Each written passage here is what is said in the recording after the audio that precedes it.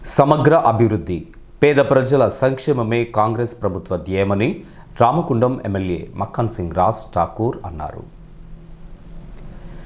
Ramagundam corporation 37వ division పరిధిలో 30 లక్షల రూపాయల TUFIDC నిధులతో చేపట్టిన సీసీ రోడ్ల నిర్మాణ పనులను సోమవారం ఎమ్మెల్యే ప్రారంభించారు. ఈ సందర్భంగా ఆయన మాట్లాడుతూ పేద ప్రజల సంక్షేమాన్ని ఆకాంక్షిస్తూ కాంగ్రెస్ ప్రభుత్వం అమలు పరుస్తున్న పథకాలను వివరించారు. సన్నబియ్యం పంపిణీ, 200 యూనిట్ల ఉచిత కరెంట్, ఇందిరమ్మ ఇల్లు, మహిళలకు ఉచిత బస్, సబ్సిడీ, గ్యాస్ లాంటి పథకాలను విజయవంతంగా అమలు పరుస్తున్న రాష్ట్ర ప్రభుత్వం రానున్న రోజుల్లో యువతకి రాజీవ్ యువ వికాసం పథకాన్ని కూడా అందుబాటులోకి తీసుకురానున్నట్లు చెప్పారు. సంక్షేమ పథకాలతో పాటు అభివృద్ధి కార్యక్రమాలకు కూడా అధిక ప్రాధాన్యత కల్పిస్తున్నట్లు తెలిపారు. కాంగ్రెస్ పార్టీ అంటేనే బడుగు బలహీన వర్గాల పార్టీ అని, నిజమైన పేదలకు అండగా నిలిచేది కాంగ్రెస్ పార్టీ మాత్రమేనని చెప్పుకొచ్చారు.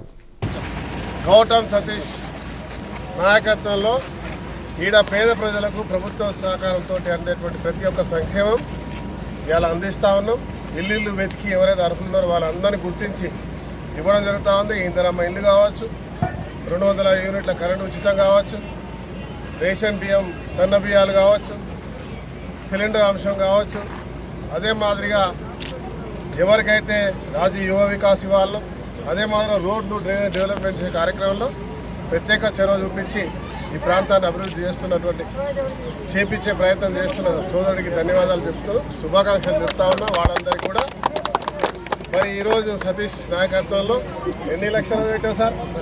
30 లక్షలతోటి రోడ్ ఇనాగ్రేట్ చేస్తున్నది. కానీ ఈ వాడాలందరికీ శుభాకాంక్షలు. ఇంకా ఏ మిగిలి ఉన్నా ఏ సమస్య ఉన్నా కూడా వారం 10 రోజుల్లో నాయకుడు దాన్ని పరిష్కరిస్తారు.